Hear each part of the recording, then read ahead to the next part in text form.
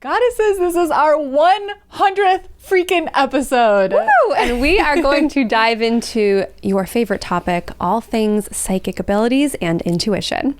Let's dive in.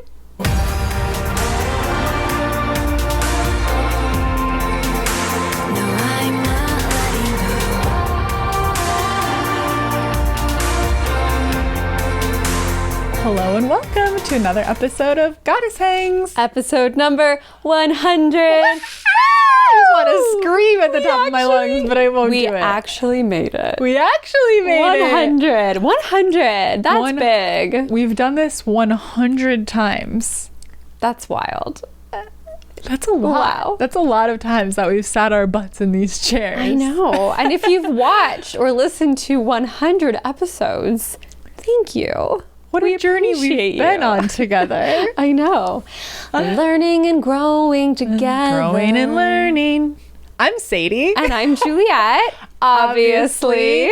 And we created the Goddess Hangs podcast to make the world of mindset, magic, and manifestation more relatable and fun. 100 times. Times 100. And we had so much fun last month doing creepy crawly Halloween themed episodes. Yes, we did. We're back for the mindset, magic, and manifestation as promised. Yes, I've been watching all these Gaia documentaries, learning things, diving deeper. I'm excited for what we have to talk about today. Today's going to be a fun episode. It's one of the podcast favorite topics. We've done multiple episodes surrounding psychic abilities, intuition, and we have a lot of fun stuff to dive into today related to that. But first, Juliet, what's new with you? Oh my goodness. Well, happy belated Halloween. Halloween was last Monday. I hope everybody had a magical or cozy or playful or spooky time, whatever you wanted your Halloween to be.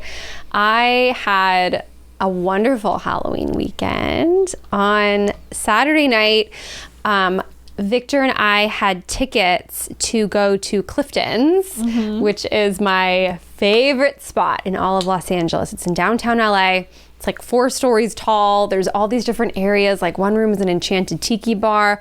One area is like a big DJ setup. Another area, there's a live swing band, like a 10-piece band that plays and people swing dance. And oh my gosh. So you float from room to room and you just have the most magical time. But before we went out, our downstairs neighbor Vivi came upstairs and she did both of our hair and makeup. Oh. Because the plan was for months, I was going to be a burger babe and Victor was going to be a burger, French fry, something related so we could match for once. This is our 6th Halloween together. It would be nice to match. And specifically, this was like an In-N-Out costume. They just had to call it burger babe yeah, that for was copyright reasons. It was an In-N-Out costume. It's a little In-N-Out cutie girl.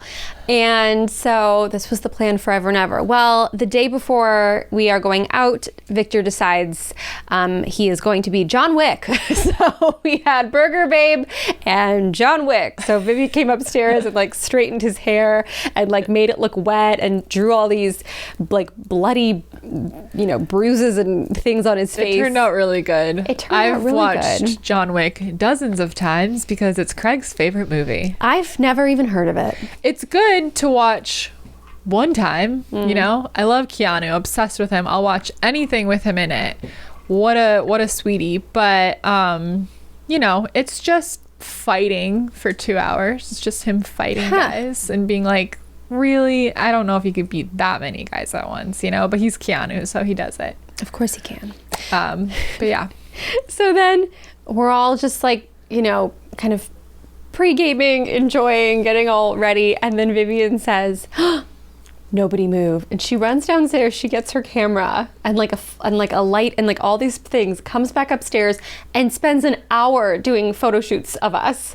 Because she's like, you look amazing. Aww. It was so sweet. It was so sweet. And the photos she sent me, I'm gonna have to, you know what, here, I'm gonna show a couple of them. Here is one photo that Vivian took. Wow. I haven't seen it, but I'll see it with you guys. And here's another. Oh my gosh. And another. I'll show 3. Oh my goddess. Oh my goddess. So that was like so fun. And then we went out to Clifton's, and when you walked in, there were like piles of candy everywhere. And so I found the cookies and cream Hershey's, which is arguably the best Hershey's. Talk about, that was not in our candy. This is so funny because when we did our crossover episode, if you haven't watched it, I'll try to remember to link it. But we were on Homemade by Irene, Juliet's best friend, my good friend Irene's YouTube channel. And we tried all these Halloween candies, and it was hysterical because we were like, how the fuck has Juliet not eaten any of these popular candies? I've never had a cookies and cream Hershey bar. There's my candy that I've never had. We're going to the store today. We're going to the store and we're getting one. And it is the most delicious, amazing. Oh my gosh. Teaching each other new things. We'll have to send a video to Irene of me trying a candy I've never had before. How exciting. Hot content. So yeah, I was eating all the candy, and this was a funny thing that was happening throughout the night. So our friend Bree was there, and she kept, I guess as the night went on, people kept abandoning their props that they had brought. So she was like, collecting them? She's like, well, this is mine now. Brilliant. So she had, at one point, well, the whole night, she ended up taking this one home, this huge hand, and she kept like grabbing people with it and like it was like this gross bloody arm. Oh my god, that's amazing. At one point she had found swords. Then like she just kept collecting. Bring a Trader Joe's reusable bag to keep all the props in so you can take them home. That was very funny. And then it was just a really, really fun time. And then on actual Halloween night, we stayed in. Vivian came upstairs again. We spent a lot of time with her. It's really cute having a neighbor friend. And we watched Halloween Town and Halloween Town 2, Calabar's Revenge. Ooh. And we did not have time for Halloween Town High or Return to Halloween Town. Maybe next year. Who has the time? A lot of movies. But it was so fun. We had this really yummy dinner, and then she went home, and then I had the scariest thing of all, which was Halloween food poisoning. Ooh. Halloween, the month of October truly ended with a bang. So I also detoxed, much like Sadie will tell you about her experience in an involuntary way. So that was that. Let's see, I made some notes. Halloween, Clifton's, photo shoot, dancing, props, food poisoning. Oh, big. Speaking of detox, okay. Victor and I went through a whole house. That's right. And cleared out so much stuff. Like donated, everything that was donatable, trashed everything else. And the house feels so much better. And some of you know that I live below a neighbor who is how do I politely say this? They're loud? Yeah, but it's a particular way that they're loud. In a spicy way. Okay, imagine living beneath a very loud man who every time he finishes, he literally sounds like a ghost. Screams. Oh, a wailing ghost. No. Sometimes it's Why is he saying no? I don't know. And we've like tried to politely and like it'll wake us up some days, and it's just the most. It doesn't even sound real. It's certainly not sexy to me personally. Oh my God. No. No, what? What are you saying no? And it's like, I'm so happy he's getting his action. I'm Good like, for him, you know? I admire it, but I don't want to hear it like multiple times a day. Like it's very gross. It's very, you can hear it across the house. It's one thing if it's weekly that you're hearing that loud of it, but all the time. Multiple times a day. And we've brought this to his attention. We've tried handling it first through texts politely. Those were not really responded to. We went to the door once. I was in a bathrobe because I had just been woken up, and I was like, this has to stop. Like, I'm so sorry. I'm like shaking even being here right now, but like this has to stop. I'll try. And then he just doesn't. So we complained to the HOA and the president of the board gave him a phone call. You have to stop coming so hard. Literally. Because it was like the last straw for me. Like just so many things. Well, you tried to handle it neighbor to neighbor. Well, now the whole building gets to know. I don't care anymore. Yeah. Like it was just, it's so unfair. Like I should not be hearing this. Anyways, so that was slightly comedic to hear that. I told this member who then called the president, who then let the person know that through this person and this person, they got word that this is happening and continuing, and like, you need to cool it. Because he's trying to get a hot tub installed in the building. And I'm like, do not give this man a hot tub. It is going to be filthy. Do not vote yes on vote no. I know it's voting season right now, perhaps in years to vote no on hot tubs. So that's what's new with me. Wow. How are you? What's new? And again, no shame on anyone's sexuality, sexual preferences, the noises they make in pleasure. Well, when you live in I love it. a condo or apartment complex, you do have to be mindful of your neighbors, But that's my issue. Yeah. Yeah, for sure. Okay, let me open my notes. Okay, so I completed my detox. She did it. I did it. So last week I was like halfway through it, and it was really hard leading up to it.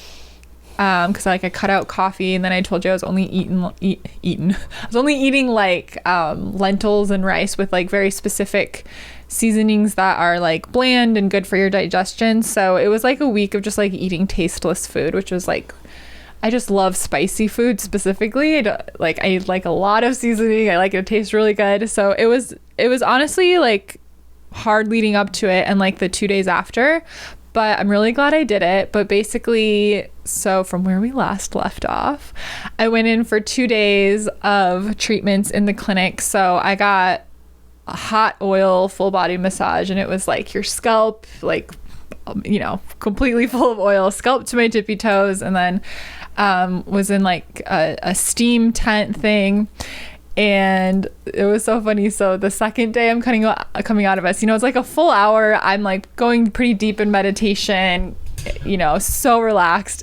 You come out looking like a hot mess. My hair's been, my scalp's been massaged and is full of oil, so my hair's crazy. I'm completely slick looking, and it's this tiny waiting room. And when I open the door, my eyes are half open and I look horrendous. And I open the door. I told Juliet this, but there's the most gigantic, stunning man sitting in this waiting room. He made the regular size chair look like he was sitting in a first grade classroom. He was so large, like he was sitting on a tiny chair. And I was like, is that a tiny chair? But there was his mother, I think, sitting next to him. And I was like, no, the chair is regular size.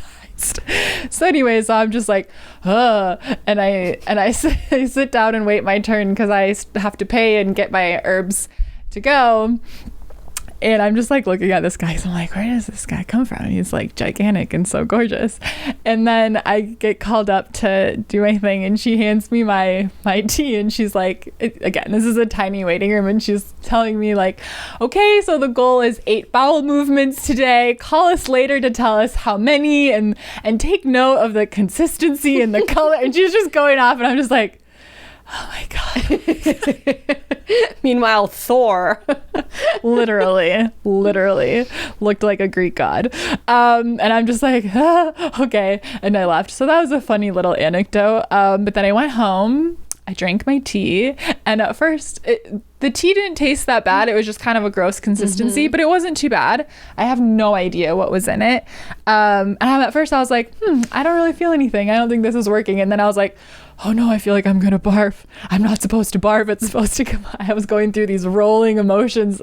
And then I started going to the bathroom, and I hit my goal. They said 8 times or more, and I did it. I did 8 times. Good job.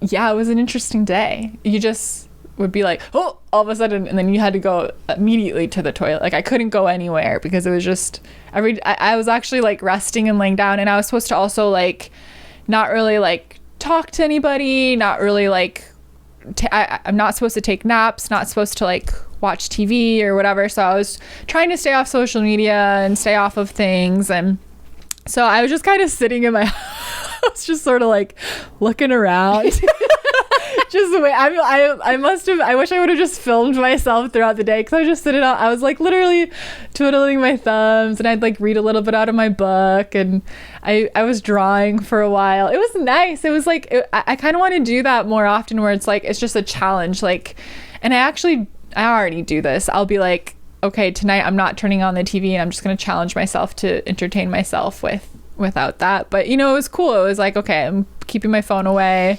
but it was a lot of just sitting around and waiting to have to go to the bathroom again. I would also like to be praised on my challenge, which was not texting you. Yes. Even though I really wanted to all day. I did a good job. Julia did so good. And the next day I was looking at our emails, and she was doing all this emailing and just holding down the fort while I was gone, because I literally had a reminder in my phone that said no work. I know. And I was like, okay. My friend Steffi, who was on Spirit Sis, she DM'd me. She's like, the most hysterical thing that a Virgo schedules no work as a reminder. And I'm like, no, I know, but I like really had to try. I did do one little bit. I created a Reels that day, or a TikTok, that cemetery TikTok I was working on that day. But I was sick of reading and drawing and looking out the window, so I did a little bit. Looking out the window. I was just like, oh, which I do every day. I'm always like, hi neighbors. But let me see if I wrote anything out. But I didn't mean to turn that one on me. No, you didn't. It was a detox for me as well to not contact you. Yeah. Because you need to understand, I must talk to Sadie every 40 minutes. I do not leave her alone. But we for both a do it second. to each other. Yeah. No, it's reciprocal. It's not just Juliet like bugging me or something. Like I'm always bugging her back, and it's not bugging you. But you get it. But no, I was like, Craig was gone. Juliet wasn't talking to me. I don't really talk to anybody else all the time. I was staying out of the Discord. I was staying off of social media. I went on a couple times, but I was really trying to be disconnected, and I was just like, man, this is interesting, just being alone. Because I'm alone a lot, but yeah, it was different. So yeah, the day of, I was just pooping. It was awesome. I loved it. And then for the next 2 days, so the next day I woke up, and it was so crazy. I felt so high. I was so ungrounded, but like I felt good, but I felt like I was like on mushrooms or something. Oh my gosh. It was the strangest feeling. And then like the next couple days I could only eat really bland food again, and I could, like, the first and second day I could only eat rice porridge, so just like really overcooked rice, which was not good. So that was also difficult, but you just have to, in Ayurveda, doing panchakarma is basically comparable to like having a surgery, so you really have to like take the comeback to like eating regularly, like very slowly and very carefully, because you just like basically stripped your entire digestive system, so you just need to be gentle when you come back. So it was really hard to like only eat rice porridge. I was just like, I just want to taste, and I just want to crunch something, I'm just like eating soggy food. But I'm mostly back now. I'm still not eating dairy or meat, and I'm taking it really easy on gluten. So you just have to very slowly introduce these things back in. So right now I'm like kind of eating vegan, but only for a couple more days. But I'll say this, it made me super aware of the way food makes me feel. I feel now when I'm introducing new things, I'm very like, oh, my body doesn't like that. I'm so in tune with it. And so I'm very slowly trying different kinds of food and stuff, and I'm appreciative of that. And I've definitely felt like, no, mister, don't scratch this. I've definitely felt a difference in like my mental health and my anxiety and my focus. I think yesterday I sort of like felt anxious again, but I feel like my body sort of grounding out, and like I feel it helping that. Look at all these cats around Juliet. All of a sudden everybody just wants to be near me. So yeah, I just feel more in control of my body. I feel more aware of my body. Mister, you're being so loud. I don't know if the mic's picking that up, but I feel very, very, very aware. and that feels really good. And I was a little bummed about doing Mr. snorting ASMR. Gross. This is how I get woken up in the middle of the night, is he's snoring or cleaning himself and snorting. But yeah, I would definitely do this again. It was a fall detox. It felt really good. It was very hard, but I liked the challenge of it being like my willpower and shifting, and now I'm creating new habits with like food, and it's really like shifted my perspective on my relationship with like nourishing my body and stuff, which is fun. So yeah, it was kind of a bummer to do it over Halloween weekend and not get to go out, but I would do it again next year, but hopefully it can time out where it's not this weekend. I'll make sure it does. But the other bummer was that, you know, it completely took away my ass and titties. They're gone. Oh, they'll be back. They'll be back. But I was just like, oh, I didn't consider that I would like lose some weight doing this, because you eat the whole time. But obviously, like, I couldn't eat enough rice pudding or rice porridge to keep it on, but it's okay. But that made me, I was like, oh man. But you know, we got rid of all the toxins, and my new ass and titties will be full of nourishing vitamins and minerals. Better than ever. So that was one thing. And then on Halloween, my like the street that I live near, where like Juliet and I go to like lunch every week, it's just like a street of like boutiques and restaurants, and it's got like string lights, and it's really, really cute. And they blocked off the street. Mister, you have to listen to this. So gross. But they blocked off the street, and then they did like kids could come trick or treat from all the businesses. And so Craig's little niece and nephew that are so cute, they came and with his two sisters, and we dressed up and we just walked around, and it was just fun to see like everyone's costumes and all the kids. And I know I missed seeing kids this year. Yeah, it was really sweet and fun. So I still did get to kind of go out for Halloween a little bit, and that was really fun. And I think this was the first year that I watched every spooky season I watched 31 Halloween movies, and this was the first year I think that I completed it all by the 31st. Good job. Because it's hard to watch a movie every single day, but I did it. I watched my 31 Halloween movies. It was so fun. And I took down my Halloween decorations yesterday. Oh, me too. And I was so depressed. When I was little, happy to take them down.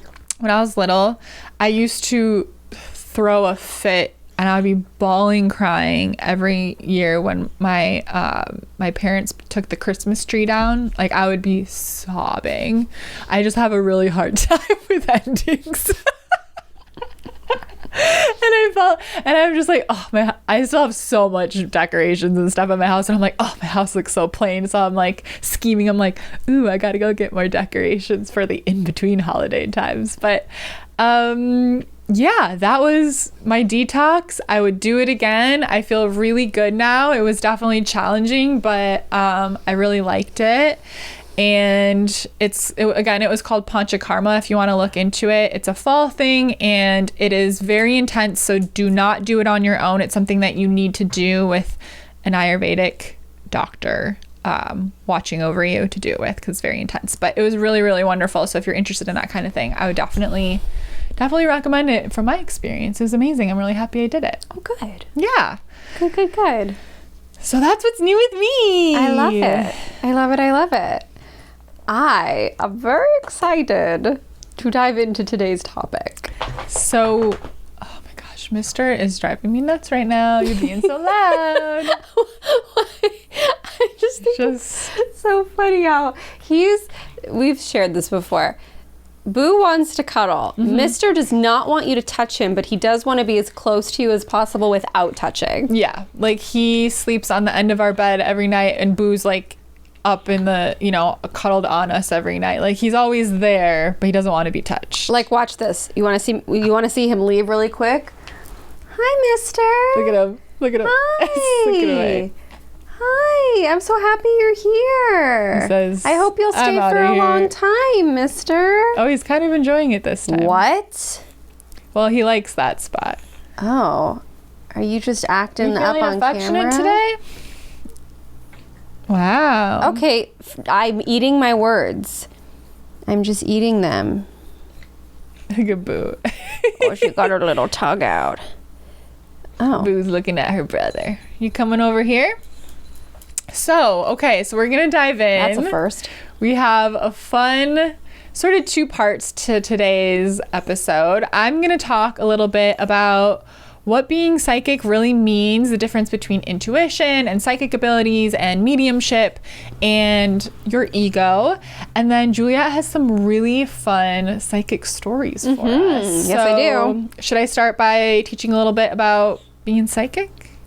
Absolutely. And let's just share the context of this is from two psychics who did not grow up seeing ghosts floating through spaces. No.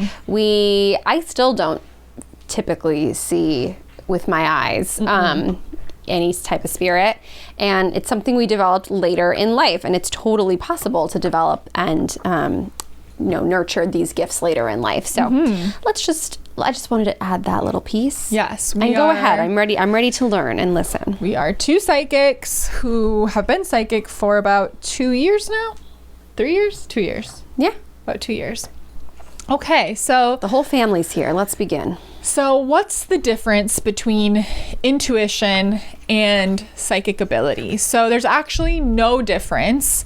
It's really that when you refer to being psychic, it's that you've chosen to develop your intuition. So there's really no difference between intuition and being psychic. It's just that it's a further development. It's developing what's already there. It's with intention. So we are all naturally intuitive beings. It's a natural part of us. And some of us choose to hone in and further develop it. It's like a muscle. It's something you can strengthen. And this is psychic ability. So we really truly are capable of being psychic, and it looks different for each of us. Some of us might tune in really fast and we click in. Some it might take a little bit more time to develop. There's the clairs. Some people have an easier time tuning into like clairvoyance, which would be seeing with your mind's eye. Some people might have an easier time tuning into clairaudience, which would be hearing in your mind, etc., etc. So it's not that we're necessarily all psychic, but we're all capable of being psychic. And I think it's important to say that I always thought psychic meant a future predictor. And that's all that meant. And so I had like an aversion to the word for a long time because I was like, I don't really like, that's not my favorite thing to do. And that's not what psychic means at all. No. So, okay, what does it mean to identify as intuitive versus identify as psychic? I thought this was a good sort of analogy for this. I feel like it's like a step up. It's like graduating or getting promoted from being like a junior executive to like a senior executive. Oh. So you might say I'm an intuitive. For instance, like when we first went through our mentorship and I first started doing readings, I called them intuitive readings because I had just started my development. I'm going to dig more into this too. But then now I call them psychic readings because I've developed my intuitive gifts further. And I really feel like when you're identifying as an intuitive, you're very in tune with the energy around, you're receiving messages. But when you're identifying as psychic, if you're giving a psychic reading, it's like you're able to give really specific evidential information along with those energetic messages. I feel like that's the biggest difference. An intuitive reading would have the energy, would be able to tune into those messages, and I think a psychic is that step up where it's like, I have one example where I just had a reading where I was getting intuitive messages around this person's relationship and some things that would support that and help that. But I also received very specific information. I said, I feel like your husband is always wearing a hat. I feel like he drives a truck. And with that sort of psychic information, that really makes people feel really confident and go like, whoa, they're definitely clicked in. It's like another level of this message is definitely for me. Because sometimes with empowering messages, as maybe you've noticed when you tune into like our free readings that we do on live, like you can relate to a lot of the empowering messages. And I feel like being able to give that psychic information, sometimes you'll see us say something really specific, like Juliet saw somebody living on a farm, right? It's like it's sort of that step up of being able to give that like ultra specific information. Do you have anything to add about like in identifying as intuitive versus psychic? I love how you differentiated it, and I would also say, you know, use the word that like excites and aligns with you the most. So like if you're like, no, I just like the word intuitive, like go for it, that's fine. But it has been very fun and empowering, and it's taken like years of work to finally step into this feeling of like, I am a psychic. It's just without a doubt like just a part of me, and like something that my brain is able to tap into. And it is fun to claim that. And as that grows, it's like you'll look back and be like, oh, that's what that feeling was on this day 4 years ago. Oh, that's what this was trying to tell me. It's in all of us. Absolutely. So again, it's really about just further developing that. That's what being a psychic means is developing that intuitive gift. And then it's sort of that next level, being able to tap in even deeper.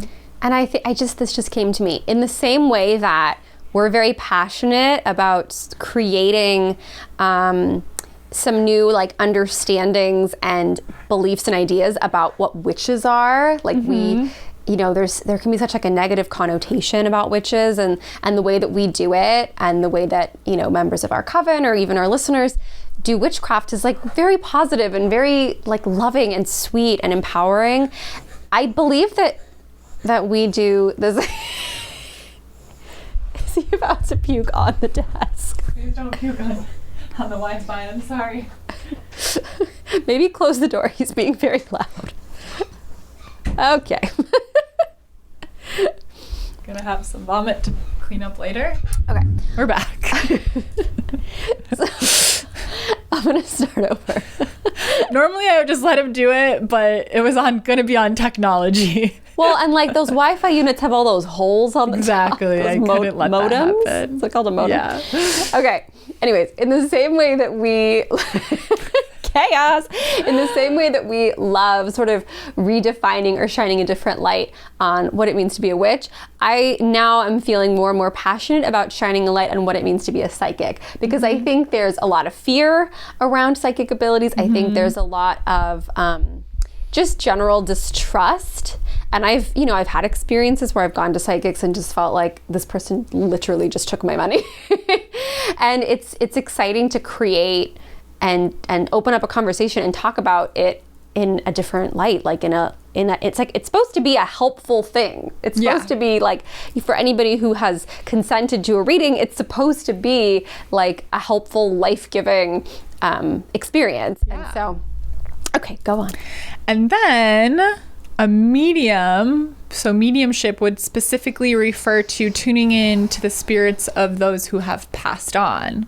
So this is the ability to connect with the dead. So so often if you're working on developing your intuition, if you're working on opening up to psychic ability, this kind of goes hand in hand, because like once you're connected to energy so deeply, like beyond yourself, it just sort of happens. But if that freaks you out, you can place the boundary. It's not scary or anything. It's actually really, really lovely.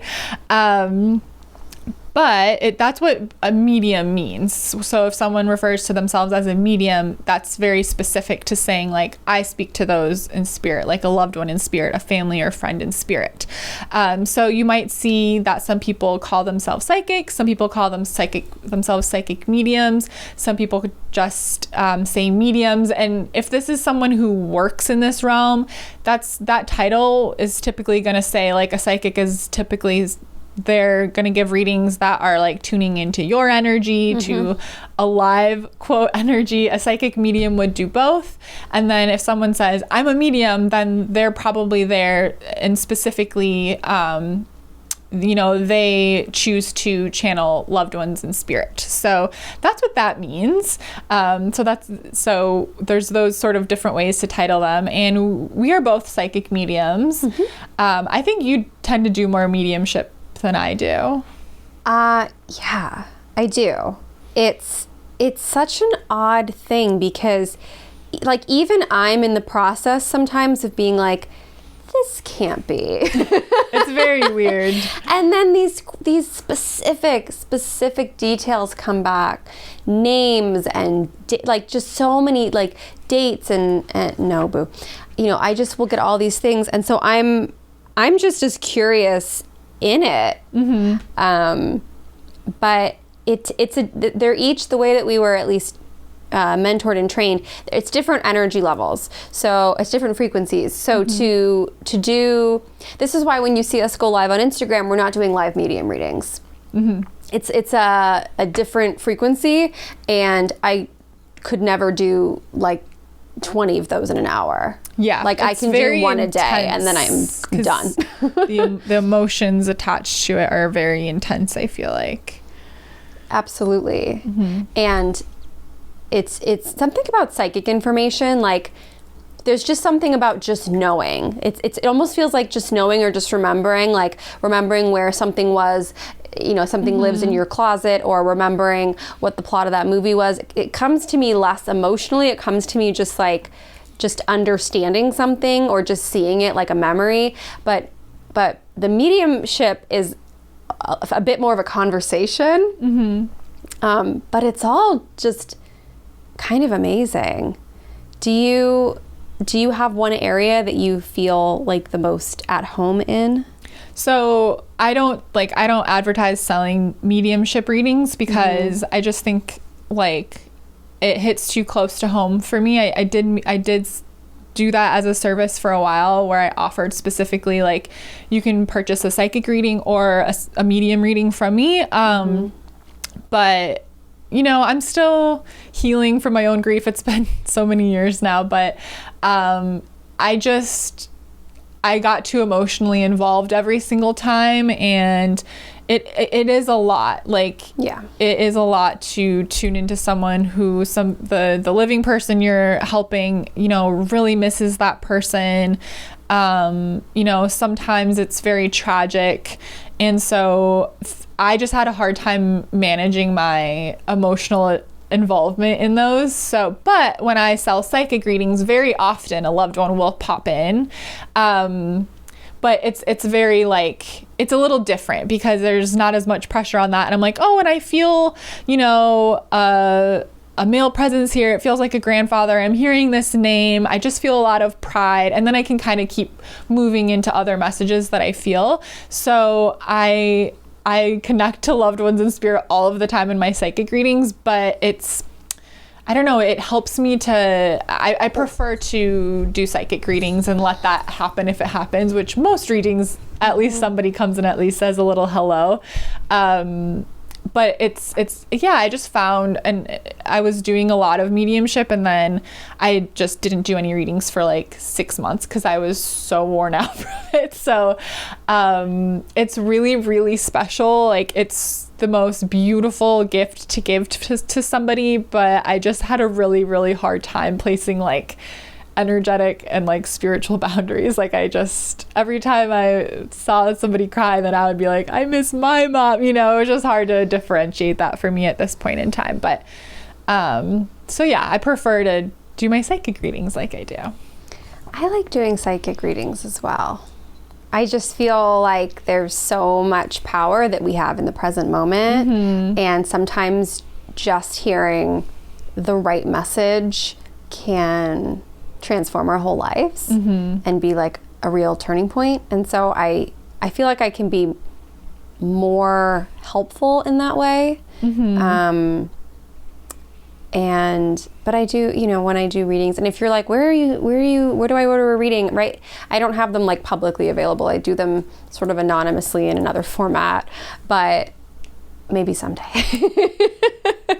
Maybe someday. If you really want mediumship, I feel like you can DM Juliet maybe, and she can talk to you. But yeah, if you if you want a reading, I guess DM me. And I'm nervous to say that. And you know what? I've always been very like, especially with mediumship, I always have a policy where if it's like, if this didn't connect, like you're not paying. Like, yeah. I'm not out to take anybody's money. So, yeah, you can DM me and we can go from there. But I will like, cause how I decided to do the mentorship was hearing about our mentor, medium Megan Hart, through Juliet. But then when I got my medium reading from her, it was such a huge turning point of healing for me, because when I lost my mom, everyone says, oh, you know, they're always with you. They're always with you. They're always with you. And I felt so like, I felt like I was supposed to feel her. I felt like I was supposed to have some sort of connection, see all these signs. And I did see signs from her, which are butterflies from her specifically. She was obsessed with butterflies.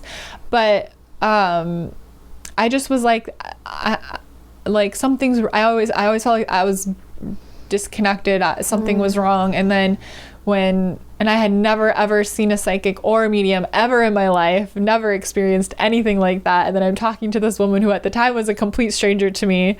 And she's describing my brothers and my dad and their personality. She's describing what my mom looks like. She's saying names. She's saying my dog's name. Just all of the stuff that, you know, you couldn't find on my social media or Google it or whatever, you know, if you want to try to like let your ego go down that path.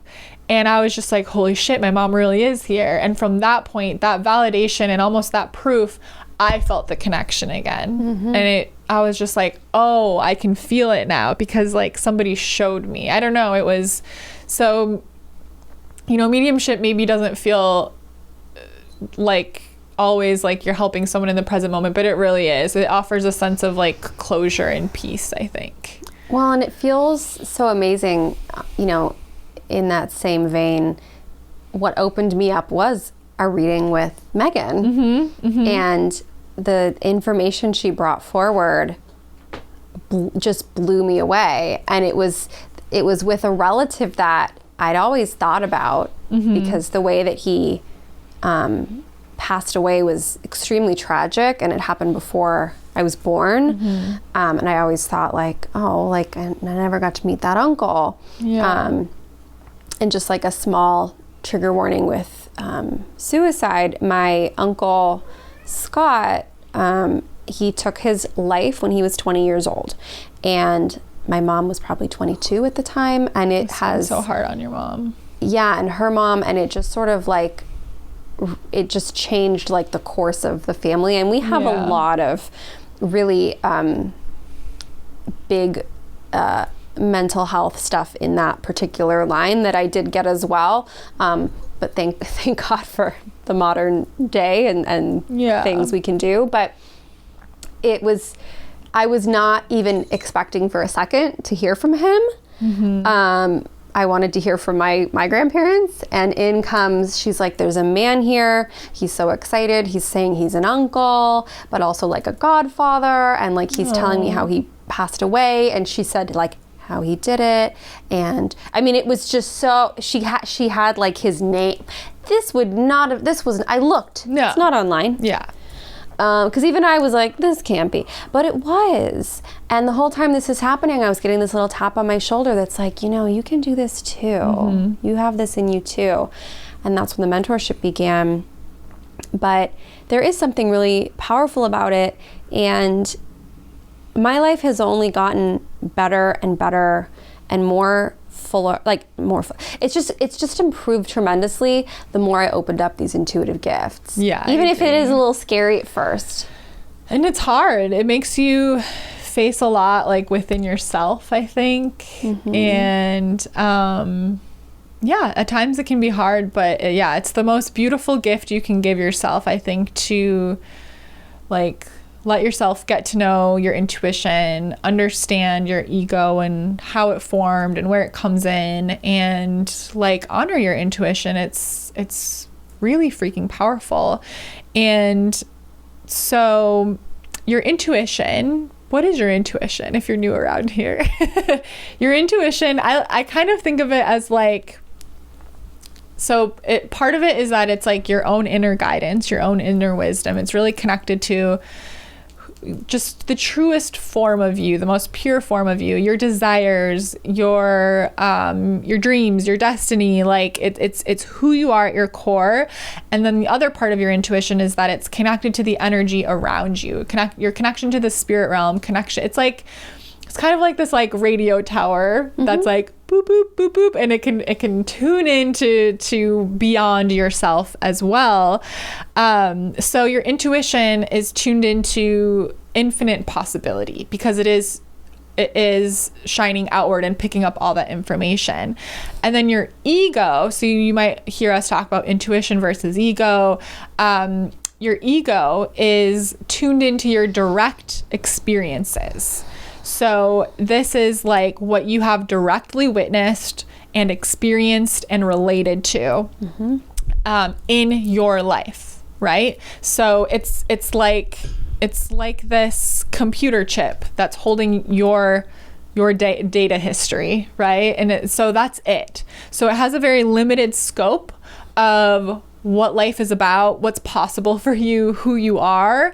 And so sometimes it feels like, oh, my ego's so annoying, or my ego's like this thing I have to fight against. But truthfully, it's just simply this data center, and it can only see what it's basically seen with your two eyes. So you can see how that can be really limiting. But that's where intuition comes in. So if you're living life led by the ego, you're going to be stuck in the same old, because it's like, this is what we know. This is what, maybe as a child we saw was possible from our friends, family, teachers.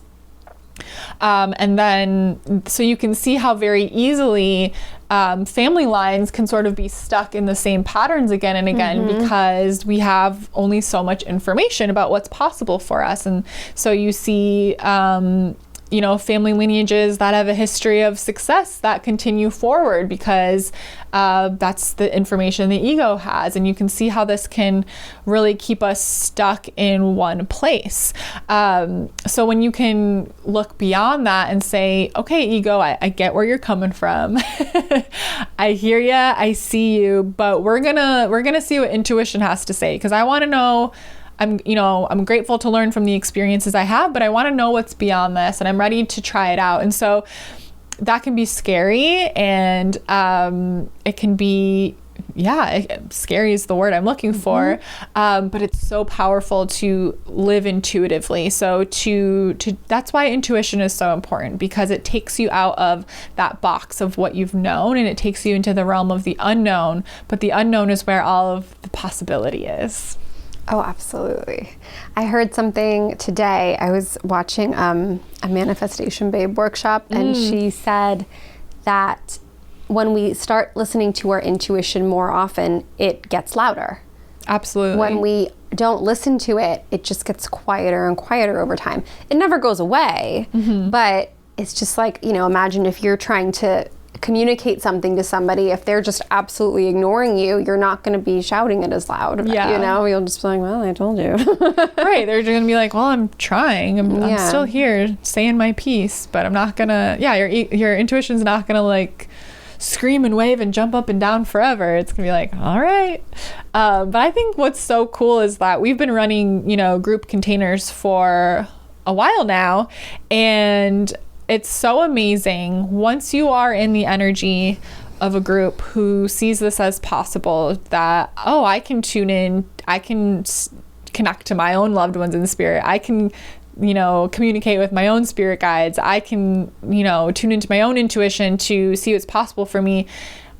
It's so amazing how being in that group energy, people, even when the intention isn't to develop intuition, how people so quickly, and if you're listening and you're like, yeah, I've experienced that in a coven meeting or whatever, or in one of our group programs, how quickly you're just like in it.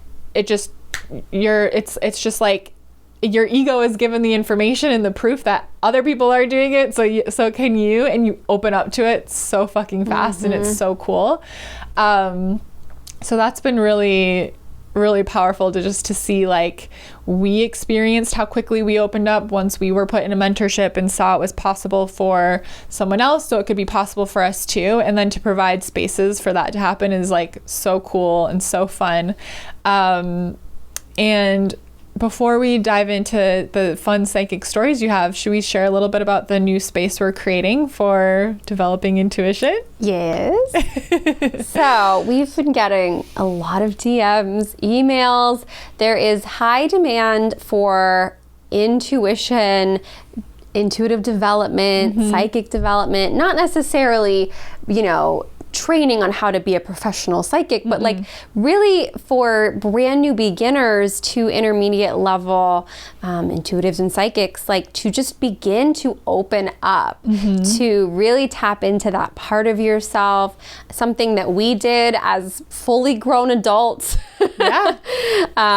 Something that I almost never expected, but I desired it. I desired it and I followed that desire, and so did Sadie. And having a strong intuition is, I think, one of the greatest gifts you can give yourself. It's one of the greatest tools you can have, because you will move through life so much more confidently, so much more decisively. You'll know when something feels right. You'll know when something feels off.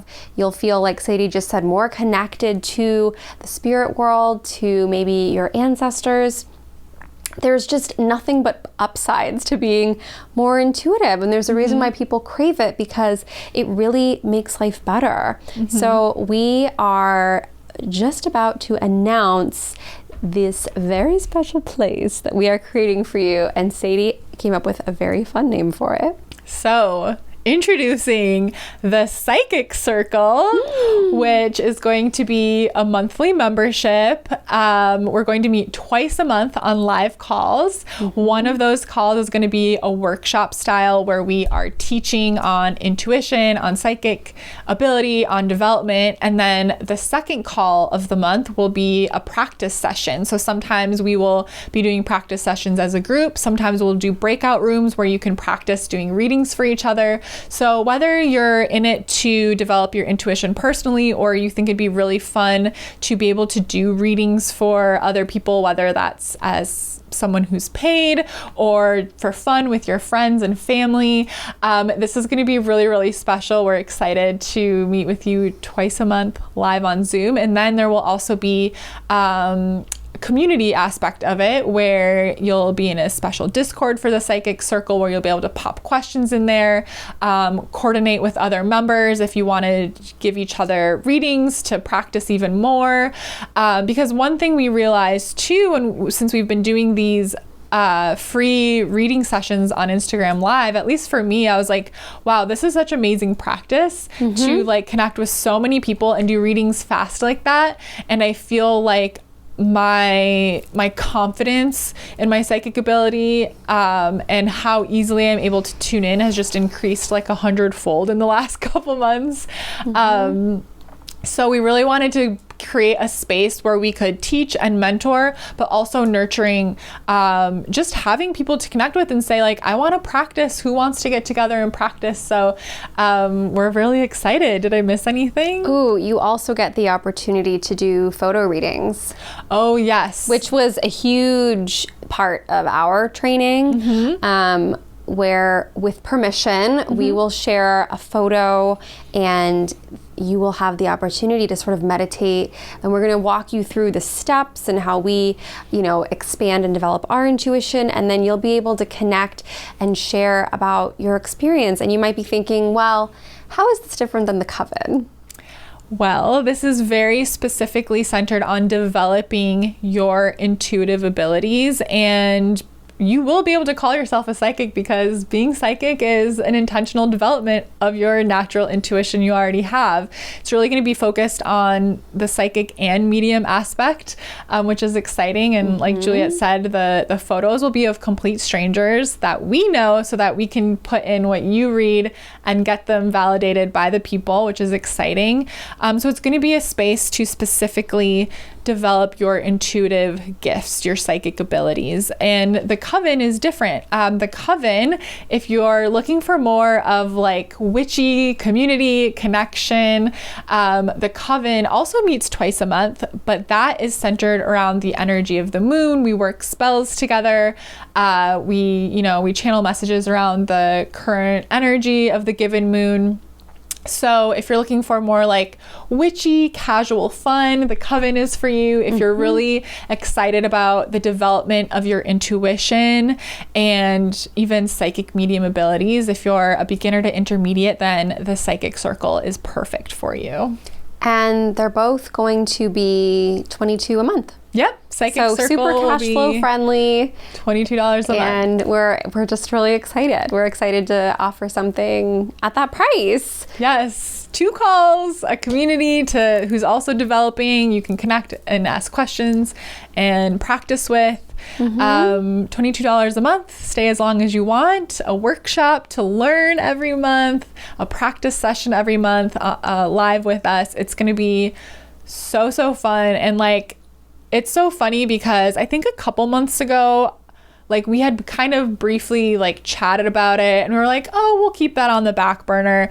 And then the moment that like that was said between us, but we didn't put anything out there in the social media world. Everybody started getting DM'd. So you're all more psychic than you might think, because immediately emails, DMs, so many of the readings I'm doing are like, I think I might have psychic gifts. Can you confirm that for me? And I'm like, I don't need to be psychic to tell you this. Yeah. Yes, you can absolutely be psychic too.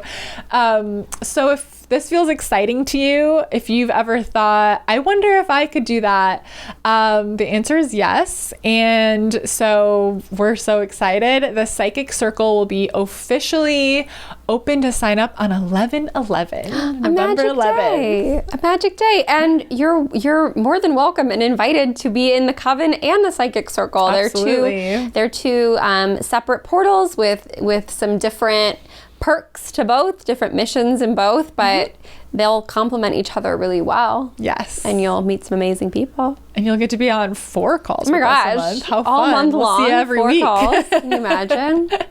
Can you imagine that? Can you imagine? So that was everything I sort of wanted to cover and teach about when it came to intuition and psychic abilities. And I'm excited to hear some psychic stories from Juliet. I have some good ones. Sorry, Boo. Okay. Boo, It's gonna look like I have to? tons of paper. I just print everything in giant font. Being 31. Being 31 is so much fun. I cannot see. Okay. So here were just I wanted to find some moments in history where people who weren't, known to be psychic had some pretty psychic moments. And then, of course, I went down the Nostradamus rabbit hole. And I thought, if there's time, I'll share a couple of those. That could be a whole other episode. That would be a good episode. Maybe I won't say those. Okay. But there is... Ooh, let me get some water. Here, entertain them while I drink some water. Do some elevator music while we wait for the psychic story. Okay, I'm ready. Thank you. She's back. So we've talked about this. There have been 3 very specific times when authors have been psychic. Tapped into something. So this one is the one that always gets me. So author Morgan Robertson predicted the Titanic. Ooh. Have you heard of this one? I feel like yes, but I don't remember the details of it. Okay. 14 years before the ill-fated Titanic hit an iceberg while en route to New York, killing 1,517 people in the icy Atlantic. Also, why did this story, did you grow up obsessed with the Titanic? My sister was obsessed to the point where I'm like, was she there? Or were all of us at least alive at that time and remembered this event happening and it shook us all to our core? I don't know. I remember I'd go to my grandma Olson's and all my cousins, on my on my mom's side, I'm the oldest cousin, but on my dad's side, I'm like a younger cousin. And so we would always watch the Titanic, and they would always like cover my eyes during the sexy part when Jack's painting her. And I was like, I want to see. But we watched it over and over. We were obsessed with it. It's just fascinating. It's a love story. It's tragic. Humans have this weird fascination with tragedy. I don't know if it's facing our own mortality. I don't know. So get this. Morgan Robertson penned 14 years before the Titanic a tragedy at sea tale called Futility, or The Wreck of the Titan. The ship was called the Titan. That's spooky. In which another supposedly, quote, unsinkable boat sank after hitting an iceberg. The similarities are truly creepy, right down to the name of the ship. Whoa. Okay, here's another person. So that person was psychic. Okay. Boo just keeps staring at me and like not blinking. Okay, now she's looking around. Okay. She's freaking me out. We've just been staring at each other. Author Jonathan Swift predicted the moons of Mars and was spot on. Oh. More than 100 years before we learned that Mars has 2 moons, Phobos and Deimos, Jonathan Swift made an educated guess about the red planet. In his 1726 novel Gulliver's Travels, he wrote about 2 lesser stars or satellites which revolve around Mars. Even more remarkably, he predicted their exact size and speeds of rotation. Given that no technology existed yet that would have made Mars visible, how could Swift possibly have known this? There's been a lot of wild speculation, including theories that Swift himself might have been a Martian. That's so specific. That was some psychic information. Yeah, to have the like scientific data correct, that's crazy. Okay, here's one more author. Because we always talk about this, like when authors I'm like, things, authors are channeling stuff from other dimensions or, Okay. Author Jules Verne predicts space travel. To be fair, a lot of fiction imagined what it might be like if human beings were capable of flying to the moon. But From Earth to the Moon, an 1865 novel by author Jules Verne, this book got closer with more of the details than most. Sure, the general premise was kind of silly. A giant cannon fired a manned projectile into space, but he wrote about the weightlessness that astronauts experience, something that an author in the mid-19th century would have no way of knowing. Oh. He also predicted that there would be 3 astronauts on that first moon mission, and that the launch would take place in Florida.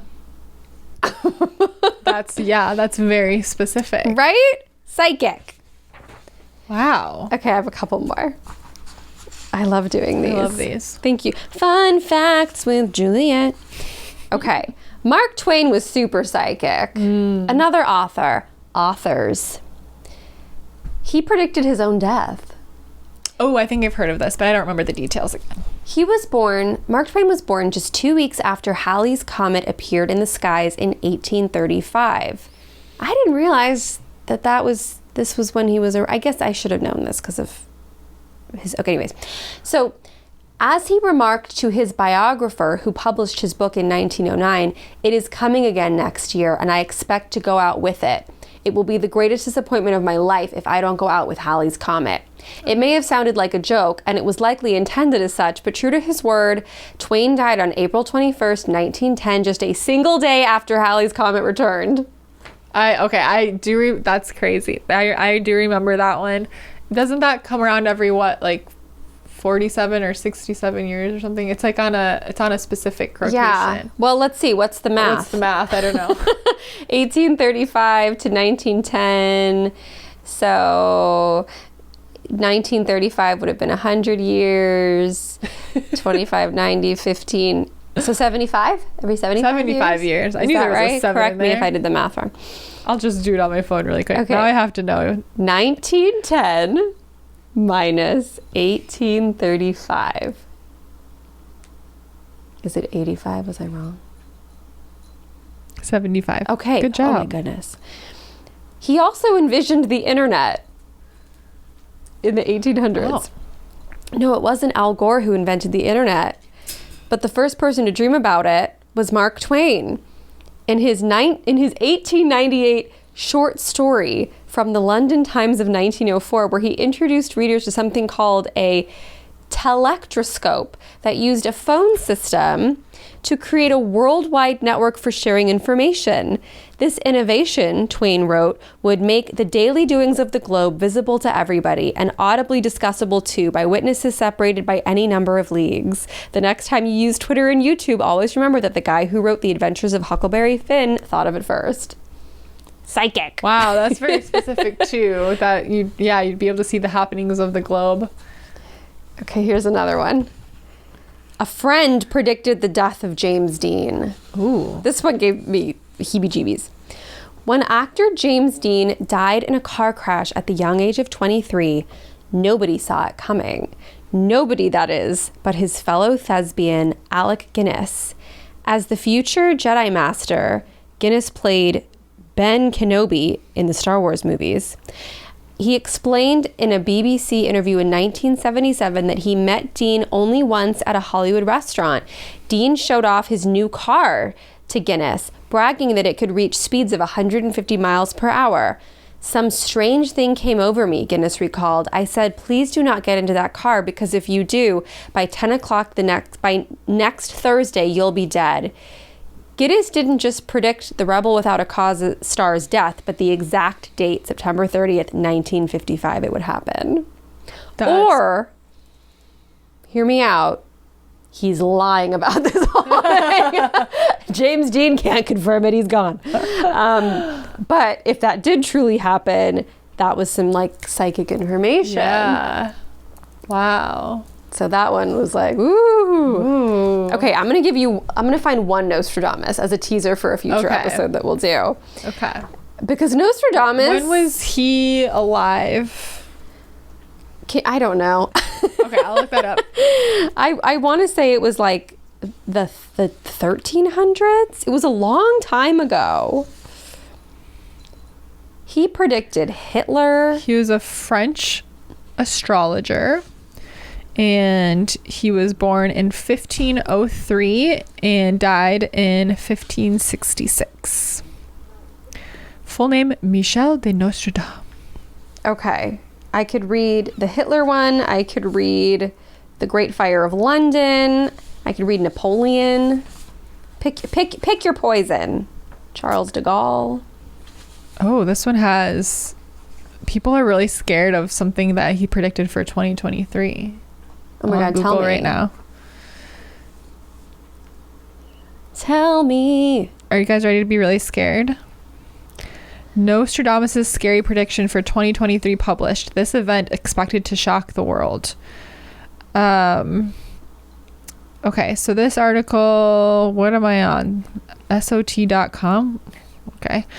This says, I'm just going to read what this says. Take it for what it is. I just Googled this and I did not research it. Maybe it's already debunked. We don't know. But so this says the conflict in Ukraine could bring a terrible big war next year if the predictions of the famous philosopher and prophet Michel de Nostradam, otherwise known as Nostradamus, were to be believed. The Frenchman made thousands of predictions about the future in his book Les Prophètes, published over 450 years ago, and is estimated to predict everything from the rise of Hitler to the assassination of JFK and even the 9/11 attacks. For 2022, he predicted a series of horrific events, including an asteroid strike, inflation, famine, and robots that would invade Earth. And while none of that has happened yet, well, we have inflation for sure. His predictions for next year, 2023, are even more dire. The thing with Nostradamus is when you have thousands of predictions, he's playing a numbers game, right? Kind of. I mean, you're gonna get some right. He's like 1,000 for 2022. I'm gonna hit a couple on the head, you know. He had 1,000 for 2022. I don't know. It just says there was thousands of predictions. Okay, so what is he saying for? You know what? I'm ready for a prediction about this disease will go away and This says everyone will be gifted an alpaca. For 2023, 7 months of the Great War, people dead from wickedness. This can be seen as an allusion to a larger conflict like a third world war stemming from the conflict in Ukraine, which could arise next year. He says Paris would be destroyed. He also alludes to a heavenly fire in the royal building. Let's see. Ooh. Throughout the book, the end of the world or end of time has always mentioned fire as the main factor in the end of the world. It is suggested that a new world order will emerge from the ashes of civilization. Okay, so he's basically thinks in his prediction for 2023 is a third world war. That's what's scary. It Which, does sadly, feel there possible. is very serious conflict. Yeah. And I hope it doesn't get I come to know. that. Well, let's hope.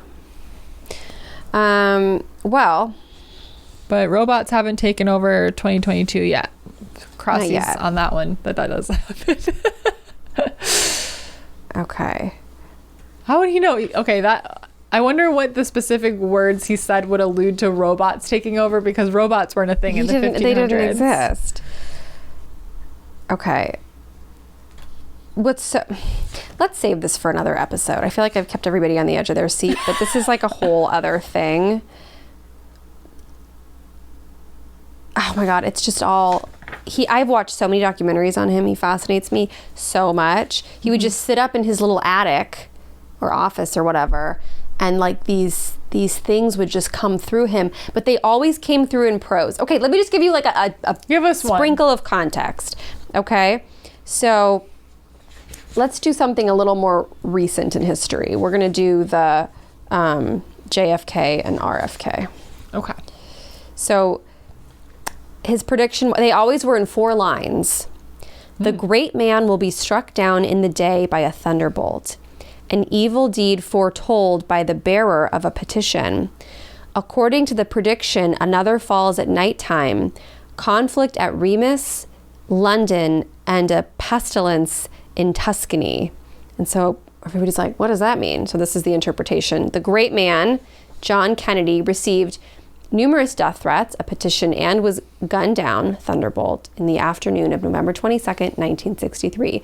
Bobby Kennedy was killed just after midnight on June 5th, 1968. Another falls at nighttime, and the world mourned. So a lot of these are just open to interpretation. Mm-hmm. There were other ones, like for Hitler, he called him Hister. Beasts ferocious with hunger will cross the rivers. The greater part of the battlefield will be against Hister. Into a cage of iron will the great one be drawn when the child of Germany observes nothing. Just like... No, I think he is a seer. Yeah. But when you're making predictions for about 450 years... When do his predictions end? I don't know that Okay, either. this is a whole other episode. Thank you for enjoying us workshopping this with you. You know, there's so much... Because this is the case with any seer, and this is why I don't have no interest in opening up that type of psychic ability of being a seer. That's also like a very specific type of psychic ability to like see the future. Mm-hmm. Because one, I don't want to see something bad that you have no power in. You know, It's just going to cause like anxiety. Right? Like I never would have wanted to know that like... I don't know, whatever bad thing happened that I couldn't have any control over. I'm open. I've always said like, hey, I'm open to seeing the future if it's something that somebody can do something differently and it will prevent something bad from happening. Always totally open to see that.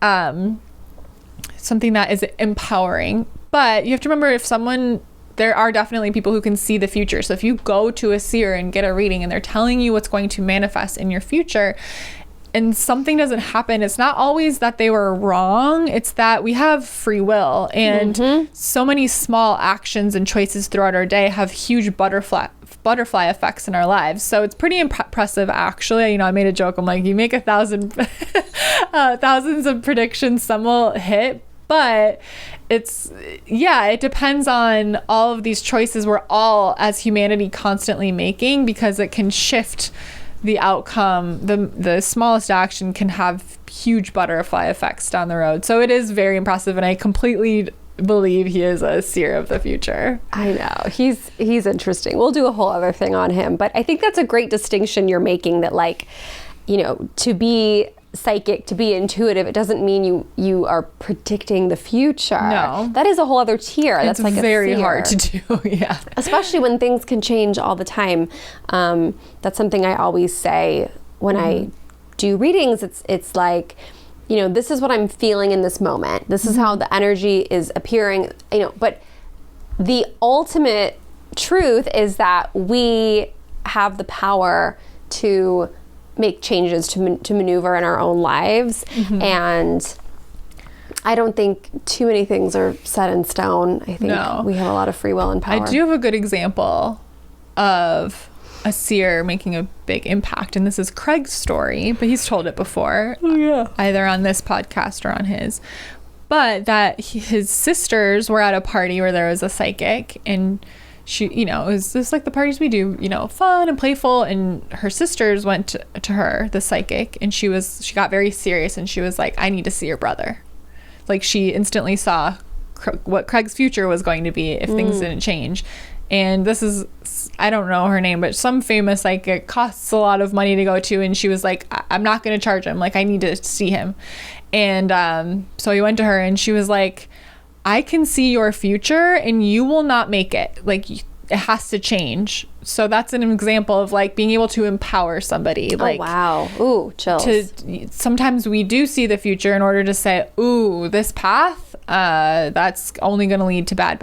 That's not, you know, but you have a choice to make a change. And that was one of the big moments of many things, you know, that planted the seed for him to be able to get sober after so many years of so many different things. So it is really powerful to see the future when it's empowering. I just gotta chill. Yeah. And we'll have little glimpses sometimes. Absolutely. We'll have little glimpses. Yeah. Yeah. I actually, one of my favorite, I had a reading where I was like, I can't remember the specifics, but I was seeing like,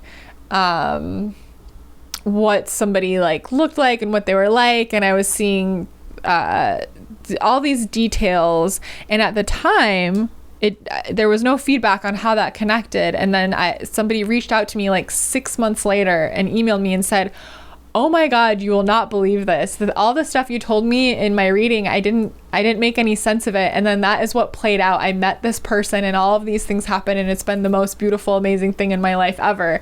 And so sometimes we receive information, we give it, and we don't know it's like a future prediction or, you know, but it's just information that's there that we've tapped into. So that was really cool, because I was like, whoa, I was seeing what was to come. But yeah, we always set the intention that it's empowering messages only, because some things we're just not meant to know. Yeah, we don't want to stress ourselves out or anybody else out. No. Oh my goodness. Well, I'm feeling really excited that number one, we've hit episode number 100. 100. If you have ideas for future episodes, if there's something you want us to dive into in the world of witchcraft, magic, mindset, manifestation, psychicness, please feel free. Shoot us a DM or an email, goddesshangs@gmail.com. We have like a running list of ideas, and we can add that to the list. If you want to, oh, look at the baby girl. Oh, my little daughter, you're so cute. If you want to join a community of witchy babes, we have an incredible coven. We meet for 2 live calls a month. We cast a spell together. We do a meditation together. It's an amazing way to embrace and honor your witchcraft practice. We meet around the new and full moon. So if you want to work in a group setting with the energy of the moon and connect with other people on their witchcraft or spiritual journey, then this is a great place to be. And if you are somebody who is like, ooh, that sounds good and I want more, we have the Psychic Circle coming very soon. We are so excited to offer our guidance and our mentorship and create space for you to practice in, you know, a supportive environment. That is how we have really honed our gifts, and we're really excited to sort of pay it forward and create that same space for you. Yes. And as always, we have our beautiful oracle decks. if you want the magic of the intuitive magic oracle grab the deck. other one, but my hand's stuck under Boo and she's Here being you really go. cute right now. Thank you. So we have 2 beautiful oracle decks. We would love to ship them to you. Oh my gosh, we shipped one recently. Sadie shipped it. Sadie's our shipping department. And there was a very sweet note. It was like thanking somebody for introducing them to the podcast because they love it so much. Yes. And it just melted our hearts. Shout out. So thank you for supporting our pod. And we designed and created these ourselves, and they're so beautiful and so special. And when you see us do live readings, we do free live readings every Tuesday on Instagram Live. Boo's playing with my braid right now. Every Tuesday, 3 p.m. Pacific on Instagram Live. Set your alarm, show up right on time, get your name in. We would love to do a free reading for you. We're also going to be on TikTok Live every Wednesday night at 6 p.m. Pacific. Same thing, show up bright and early, right on time, and let's get you a reading. And these are the cards that we read with. So if you're like, I want to do readings in my own home, we have these beautiful decks. Yes. If you want to practice your own divination and intuition, these decks are a great option. They're perfect. Especially, we created them really intentionally for people that are new to reading cards. They're really easy to work with. So easy, so easy. And then I think the final thing I can just mention is we are going to Bali next summer. Yes, we are. We're Oh going my to God, I Bali. forgot. I know, the goddesses. My mom is watching that Ticket to Paradise movie. Is that what it's called? Oh, yeah. And she says, oh my Are they in gosh, Bali? they're in Bali. And she's like, I'm so gonna have to excited watch for it. you. I know, I want to see it too. Ooh. We're going to dance beneath waterfalls, visit beautiful sites. We're going to explore sacred monkey forests. We're going to have meals together. We're going to go play in the ocean together. We're going to host really special witchy and magical and mindset and manifestation workshops. There is still room on this trip if you want to come to Bali with us and gift yourself the trip of a lifetime. We are so excited to do this with you. It's next July 2023. I'm so excited. Bali has always been on my bucket list. I know, me too. So to I get to can't do even this believe as we're going. invite our community and connect with everyone and just have the most magical, mystical, special time together. So excited. So excited. Thank you for your support, for your encouragement, for just being here, for telling a friend. We are at 100 episodes and we can't wait for the next 100. This is the joy of our lives to be a part of yours. And we are so grateful, and we hope you enjoyed today's episode. And we'll see you at a live, an Instagram or a TikTok live. You have the dates, write them down, and we'll see you inside the Psychic Circle. It launches November 11th, and you can join the Coven any day. The Coven is available. We're ready to give you a big warm welcome, and it's a very fun place to be. Yes, our next Coven meeting is this week. We're meeting for what is it? The new moon?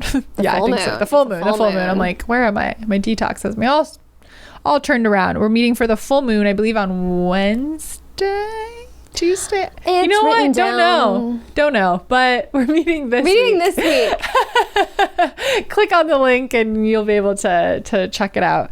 The links are all in the show notes for all the things we've talked about. Follow us on social media. We're at Goddess Hangs on TikTok and Instagram. You can follow me on Instagram at I am Sadie Olson. Mine is at Juliet. I was like, I am Juliet. That's not it. At Juliet.Piper. And we'll see you next week for episode 101. 101 Dalmatians. We'll see you then. It's the Dalmatian episode. Bye.